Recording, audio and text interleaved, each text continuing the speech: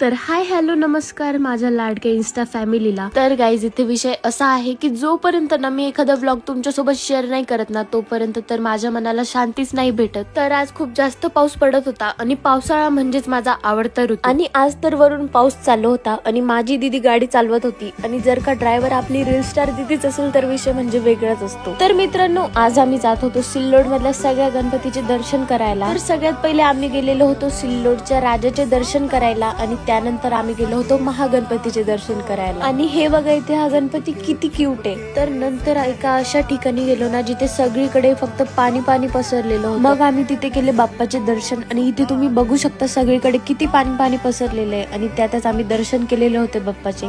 त्यानंतर आम्ही गेलो होतो ऑपरेशन सिंदूरचा गणपती बघायला।